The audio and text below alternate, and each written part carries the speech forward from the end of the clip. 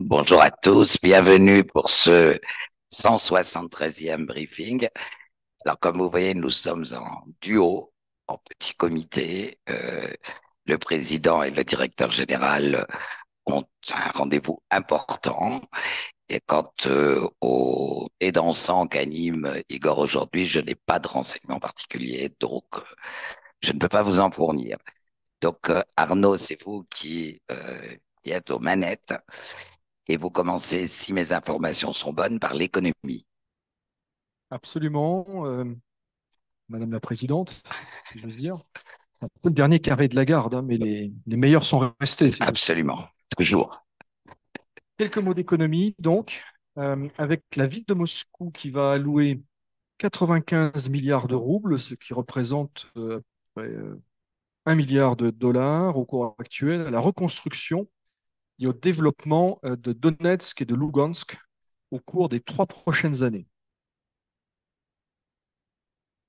Deuxième information, Moscou et Pékin qui auraient signé euh, en marge du sommet des routes de la soie à Pékin, un contrat de 12 ans portant sur la livraison de 70 millions de tonnes de céréales russes à la République populaire. Je le mets au conditionnel puisque ça n'a pas été confirmé de sources chinoises. Nous n'avons pour l'instant que des sources russes, mais l'information paraît crédible.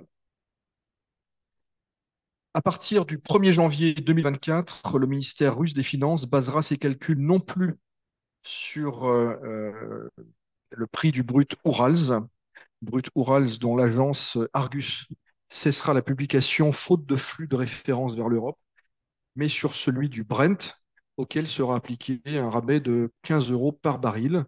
Et autre information importante, l'ensemble des revenus pétroliers générés lorsque le Brent dépassera 75 euros le baril seront mis de côté par le gouvernement russe. C'est en quelque sorte un retour à ce qu'on appelle la règle budgétaire qui était en vigueur avant 2022.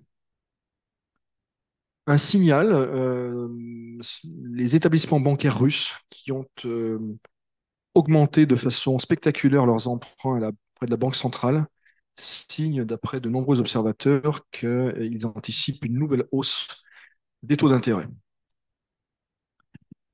Quelques mots de politique intérieure. Les trois avocats d'Alexei Navalny ont été placés en détention provisoire vendredi dernier au terme de perquisitions des services russes.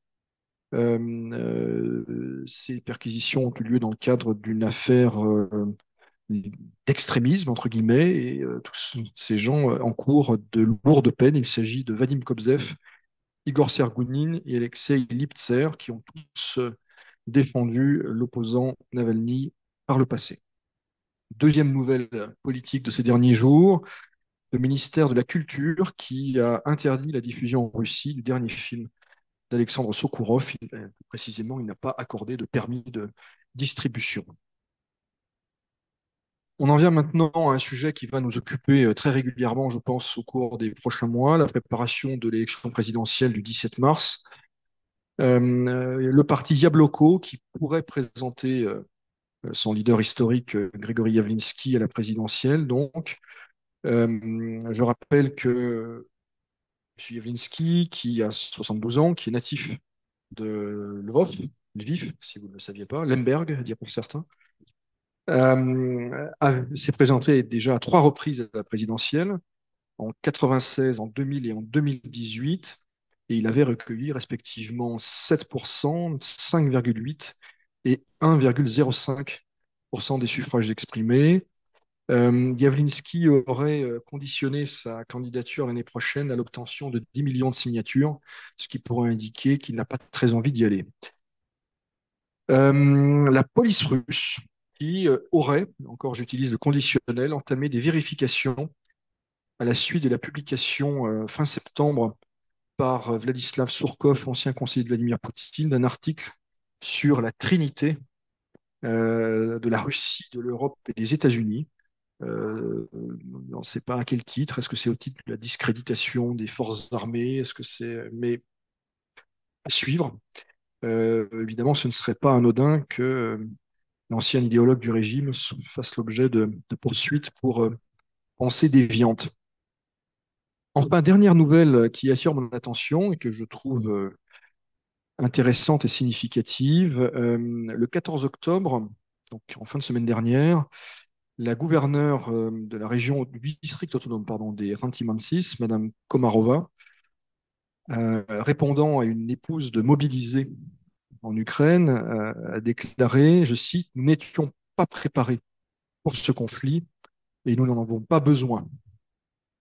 Euh, alors, ces propos, là j'en viens aux commentaires, reflètent assez fidèlement l'état d'esprit, me semble-t-il, au sein des élites russes, au-delà des structures de force qui, au demeurant, ne seraient peut-être pas totalement épargnées par un certain scepticisme.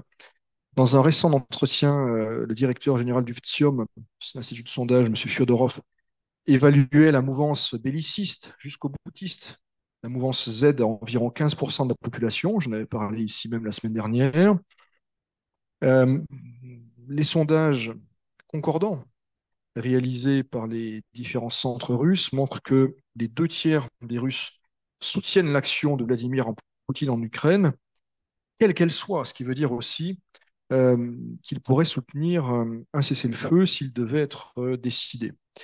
Euh, c'est assez paradoxal parce que cet état d'esprit, finalement assez peu belliqueux, on le relève alors même que l'armée russe a fait la preuve de sa capacité défensive, que l'industrie de défense tourne à plein régime, qu'elle se régénère, qu'elle semble en tout cas en meilleure forme qu'il y a quelques mois et qu'à l'automne 2022.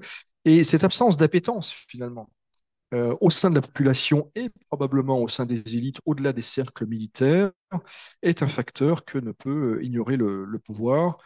Le pouvoir espère cependant ne pas avoir à faire le choix de la mobilisation ou d'autres choix radicaux grâce à un affaiblissement interne de l'Ukraine en 2024 et peut-être à un choix américain différent après les élections à venir.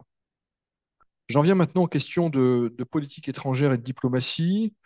Le sujet de Gaza et du Moyen-Orient tout d'abord. Le 16 octobre, Vladimir Poutine a eu des entretiens téléphoniques avec Benjamin Netanyahou, avec M. Raisi, président iranien, Bachar el-Assad, président syrien, Maréchal Sissi, dirigeant égyptien, et Mahmoud Abbas, le dirigeant de l'autorité palestinienne. Et à ce jour, à ma connaissance en tout cas, c'est le seul dirigeant à avoir parlé à tous ces leaders du Moyen-Orient. Ce dont d'ailleurs Vladimir Poutine se targuait hier soir depuis Pékin. En tout cas, à ma connaissance, ni le président Biden ni Emmanuel Macron n'ont eu ou voulu parler avec l'ensemble de ces acteurs.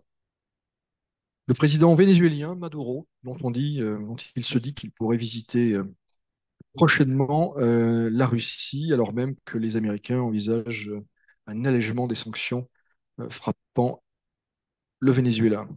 Autre nouvelle, ou annonce en tout cas, le Rosatom et le Burkina Faso ont signé lors de la semaine énergétique de Moscou qui s'est tenue la semaine dernière, un mémorandum en vue de la construction d'une centrale nucléaire. Alors évidemment, ça surprend quand on connaît la pauvreté du Burkina Faso et le coût d'une centrale nucléaire. On arrive assez rapidement à 10 milliards de dollars.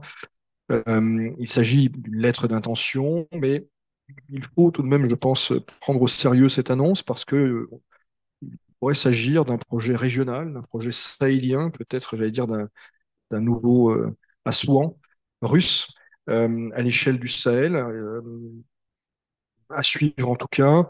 Je rappelle que Rosatom, par ailleurs, achève la construction d'une centrale nucléaire au Bangladesh, qui n'est pas un pays particulièrement riche par ailleurs.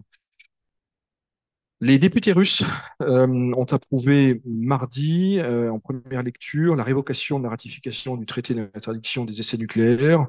Igor en avait parlé la semaine dernière, ratification à laquelle la Russie avait procédé en 2000.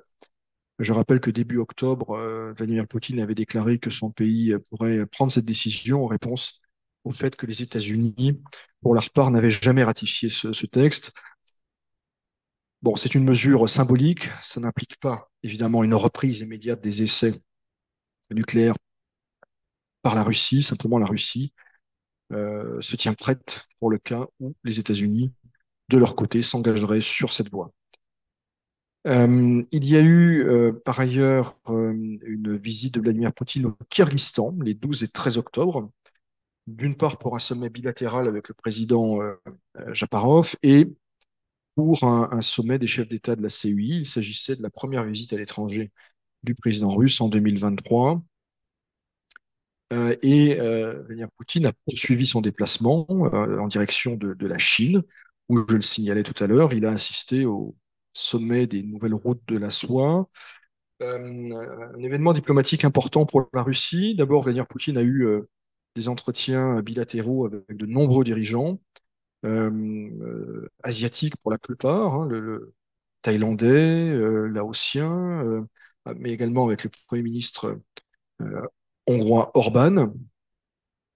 Il y a eu évidemment des entretiens très nourris à différents niveaux, tête à tête avec le président chinois, mais également délégation gouvernementale, enrichis de cercles d'affaires représentés à haut niveau. Que faut-il en retenir selon moi? D'abord qu'il y a une,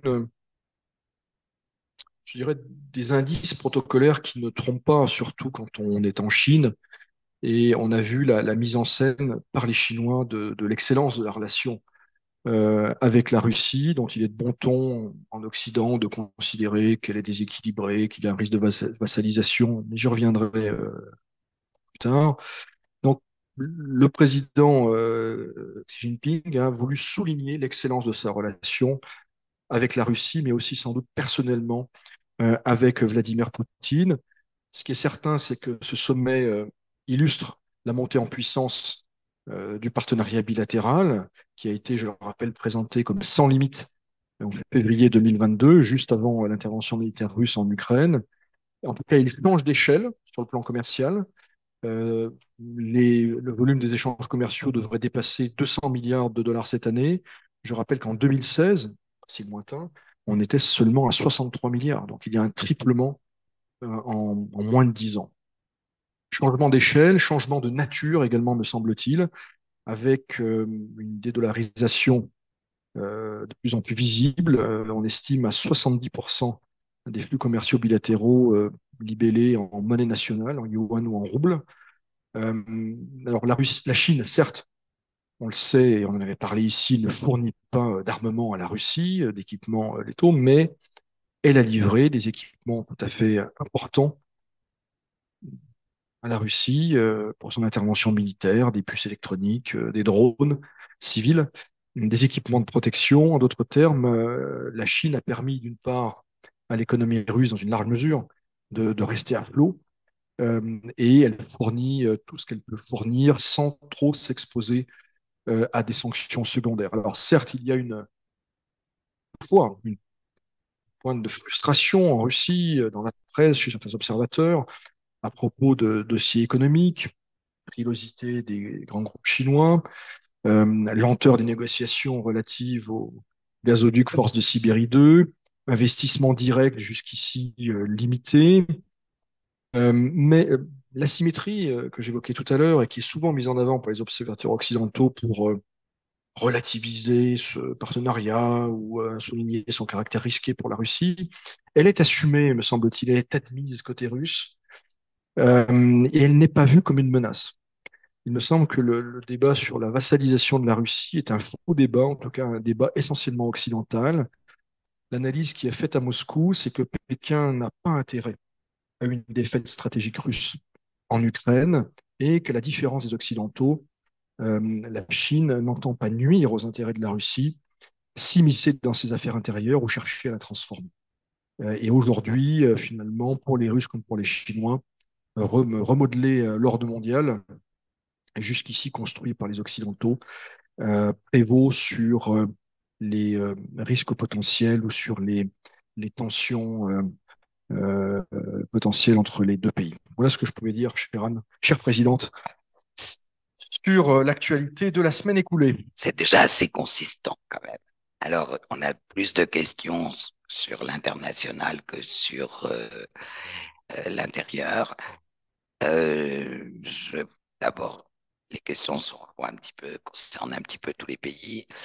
Vous n'avez pas parlé, par exemple, de la visite de Lavrov en Corée du Nord, donc le ministre des Affaires étrangères. La question est que va faire Lavrov en Corée du Nord si rapidement après la visite de Kim en Russie? Alors, Lavrov a visité la Chine avant Vladimir Poutine, sans doute pour caler les dernières positions et pour que les négociations se passent bien. Et donc, il a filé à Pyongyang.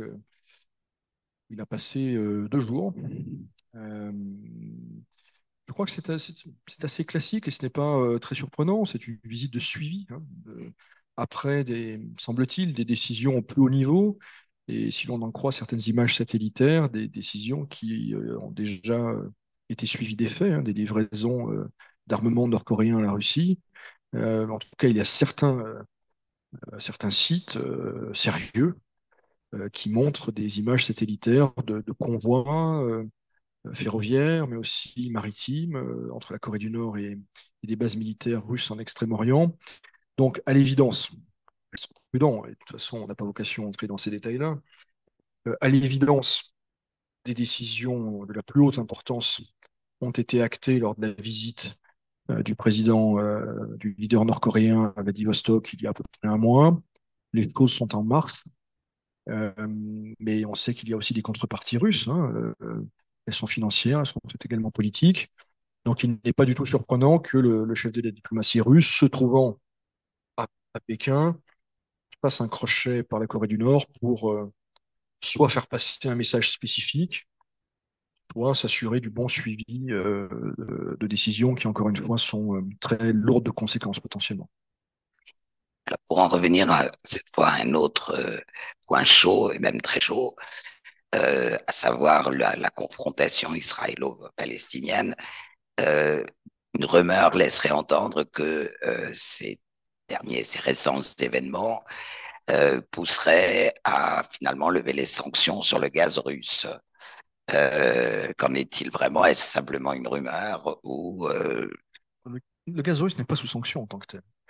Euh, il n'est pas sous sanction en tant que tel, mais disons euh, qu'il y a des petits le problèmes pétrole russe, d'acheminement le pétrole russe est sous sanction.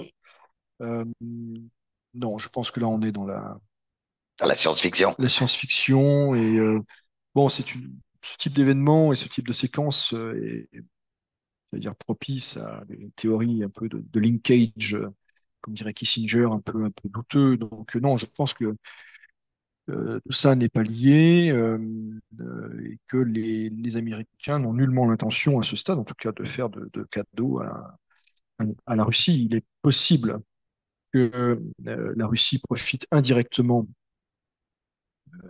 des événements au Moyen-Orient d'un point de vue médiatique. Voilà, on le constate déjà, Déjà, oui. c'est-à-dire que la presse française, par exemple, pour ne parler que d'elle, euh, ne parle pratiquement plus de l'Ukraine. En tout cas, ça ne fait plus les gros titres. Il est possible aussi, et ça c'est plus concret, que des arbitrages soient faits par les Américains et d'autres pays euh, qui jusque-là fournissaient des armements à l'Ukraine. L'Ukraine ne sera plus prioritaire. Ça ne veut pas dire qu'elle ne va plus rien recevoir. Mais à choisir entre l'Ukraine et Israël, je pense que les Américains, s'ils doivent faire ce choix, euh, ou s'ils doivent placer quelque part le curseur, le placeront du côté israélien. Donc ça, c'est évident. Mais je pense par ailleurs, comme Igor le disait la semaine dernière, que la Russie, fondamentalement, n'a pas vraiment intérêt à ce que ça dégénère gravement dans la région. C'est très clair et Vladimir Poutine a été très clair là-dessus hier depuis la Chine. Puisqu'on parle de l'Ukraine, Emmanuel Macron a assuré mercredi à Vladimir Zelensky, Volodymyr, le soutien inébranlable de Paris à Kiev. Est-ce qu'on peut prévoir de nouvelles aides et lesquelles? Ou est-ce que c'est simplement, bon, soutien Non, je pense qu'il formel? s'agit bon, ces déclarations traduisent la continuité de la politique française à l'égard de l'Ukraine et plus globalement dans la région. En tout cas, il s'agit de battre en brèche hypothèse, même la plus ténue, sur une éventuelle réduction du soutien français et occidental à l'Ukraine, qui, à mon avis, est inévitable, encore une fois. Mais bon, il est important de marteler que la France, l'Occident, est prête pour une guerre longue et que rien ne va changer. Plus on en parle, généralement, moins on y croit. Enfin, en tout cas, il y a toujours ce soupçon-là. Donc, à suivre. Encore une fois, la France, d'un point de vue strictement militaire, a livré beaucoup d'équipements, hein, notamment des canons César. Euh, Elle a mis en branle son industrie de défense pour produire à Tarbes notamment plus de munitions qui seront partiellement livrées à l'Ukraine. Est-ce que la France peut aller beaucoup plus loin? Je ne sais pas, il y a certains doutes, mais qui concernent d'autres pays que la France. Encore une fois, la petite musique qu'on entend en Occident, et qui d'ailleurs est reprise par la presse occidentale, c'est qu'on a livré à peu près tout ce qu'on pouvait livrer. Et que 2024, probablement, sera une année plus difficile de ce point de vue-là pour l'Ukraine. Puisqu'on parle de la France, question des Jeux Olympiques de l'année prochaine, euh, comment va être la réaction du pouvoir russe sur le fait que la Russie, quel est son point de vue sur les athlètes russes concourant sous drapeau neutre? Alors, je dois confesser ne pas avoir suivi le dossier, en tout cas de façon continue et particulièrement attentive. Je sais qu'aujourd'hui, il y a eu lieu une réunion en présence de Vladimir Poutine consacrée justement aux questions sportives et que ce sujet a été abordé publiquement. Bon, la position de la Russie, est connue, hein. La Russie dénonce évidemment ce qu'elle qualifie de politisation des questions sportives. Elle estime qu'il y a une forme de discrimination, voire même de racisme. Je crois que le Oui, mot oui, oui. a été employé aujourd'hui. Discrimination ethnique. Voilà, concrètement, que peut-elle faire et que fera-t-elle? On verra dans les jours et surtout les semaines qui viennent. Étant entendu que, évidemment, le boycott total, c'est à double tranchant parce que c'est une punition avant tout pour les sportifs, dont certains, du coup, sont tentés d'endosser d'autres drapeaux, d'autres nationalités. On sait qu'il y a des dizaines de sportifs russes qui, pour précisément pouvoir continuer à participer aux compétitions internationales, sont devenus serbes, géorgiens ou peut-être même que nord-coréens, il faudrait voir. Euh, Pas français en tout cas, je ne crois pas. Euh, donc oui, c'est une question qui va monter. C'est une question qui va monter, qui va empoisonner les relations bilatérales et bien au-delà en réalité, hein. Et la politisation du sport, ça existe depuis bien longtemps. Et de ce point de vue-là, la Russie et l'URSS avant faisaient partie des euh, usual suspects, comme on dit en bon français. On se souvient du boycott des Jeux de Moscou en 80. Enfin, la France ne s'était pas associée, hein, à ce boycott. Puis Los Angeles en 84, etc., etc., etc. Donc, ce n'est pas vraiment nouveau. Chaque grande crise, je dirais, impliquant la Russie ou l'Union soviétique, il y avait je dirais, un volet sportif de rétorsion ou voilà, de sanctions. Donc, j'allais dire rien de nouveau sous le soleil, même si le contexte est forcément un peu nouveau et que cette fois-ci, ce sont des jeux qui se déroulent en France. Alors, toujours pour la France, entre autres, mais pour un autre pays dont on n'a pas parlé aujourd'hui, dont on a parlé assez souvent ici, que se passe-t-il en Moldavie? La France investit massivement dans le secteur énergétique et les États-Unis dans le militaire. On va vers quoi? Je ne sais pas si les États-Unis investissent massivement dans le militaire. Ce qui est vrai, en tout cas, c'est que la France investit beaucoup de capital politique dans le rapprochement avec la Moldavie, qui est vue comme une cible potentielle je cite, l'impérialisme russe, comme étant un maillon faible régional. Alors évidemment, on pourrait là aussi faire des parallèles avec 1919, 1920. Peut-être qu'il y a un tropisme français. Cette région, dans les moments de très grands troubles en Ukraine. On sait par ailleurs que la France est basée en Roumanie, hein, c'est un pays important dans le dispositif de l'OTAN d'aide à l'Ukraine.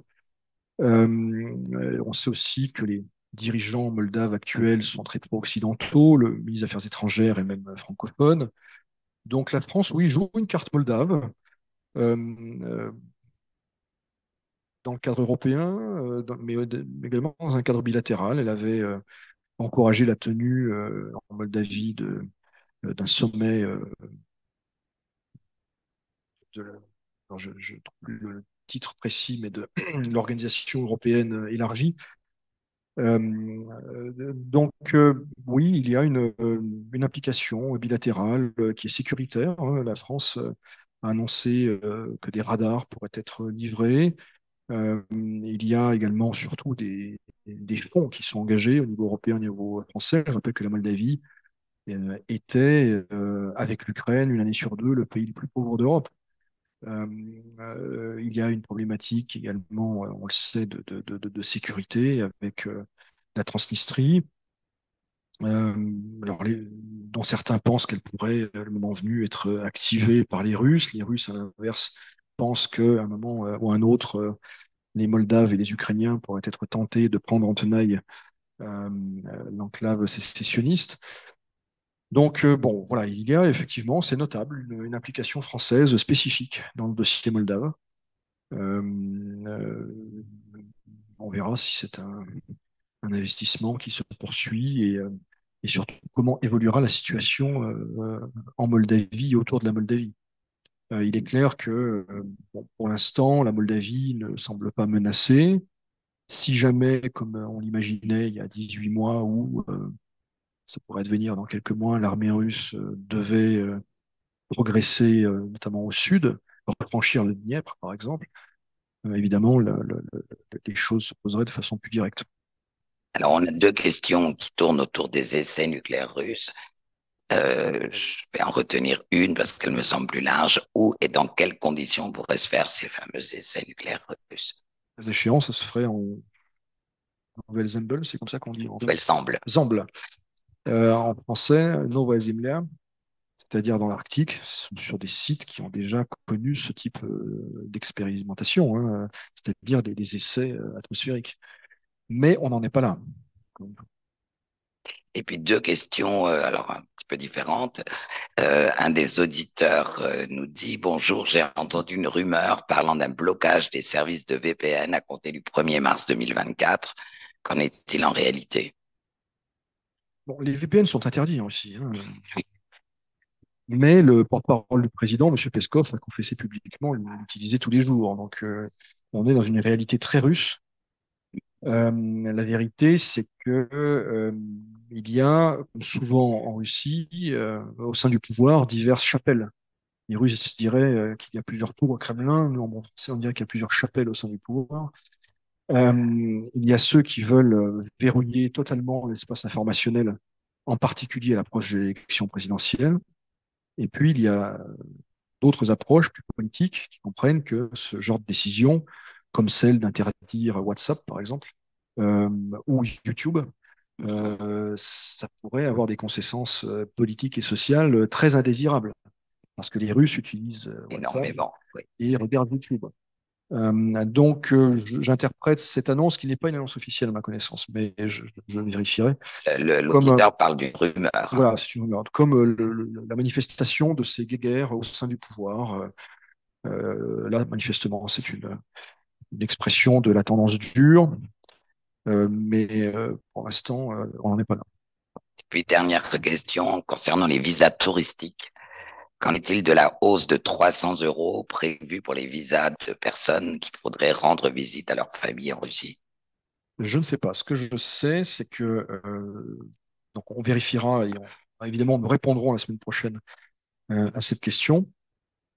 Ce que je sais en revanche, c'est que les Européens ont annoncé une hausse des tarifs des visas pour les Russes et que la Russie a annoncé une mesure symétrique, c'est-à-dire de relèvement des prix. Mais je ne sais pas si on parle de 300 euros ou d'une autre somme. Mais pour moi, il ne fait aucun doute que si les Européens, et ça semble être le cas, appliquent cette hausse pour les Russes feront la même chose pour les Européens. Bien sûr, c'est une bonne guerre, si j'ose dire. Bon, je crois qu'on n'a pas répondu à toutes les questions, mais ah oui, dernière question. Est-ce qu'on parle en Russie de l'attentat en France par le jeune, on dit Tchétchène, en fait il est une bouche, à Arras? Alors, il me semble, mais je suis prudent parce que je dois confesser ne pas avoir regardé la télévision russe depuis quelques jours. Donc, on en parle, on voit sur Telegram, on voit sur Internet. Mais je ne suis pas certain, par exemple, que la tragédie d'Arras ait eu le même écho que celle de Samuel Paty il y a 3 ans, où à l'époque, il y avait une prise de parole justement de Kadyrov. Il y avait eu, me semble-t-il, mais je reste prudent, euh, plus de critiques, y compris de critiques de France, des prises de position, on va dire, très limites, on va dire plus, de responsables tchétchènes. Cette fois-ci, j'ai l'impression que les médias officiels, qu'il n'y a pas d'impulsion pour en profiter pour critiquer la France, pour voilà.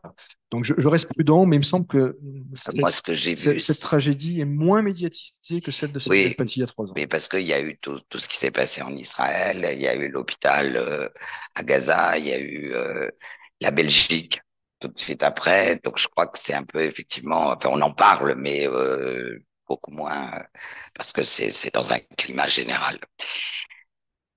Écoutez, je vous rappelle que les briefings ont lieu toutes les semaines le jeudi à 4h30 pour la France, 5h30 ici.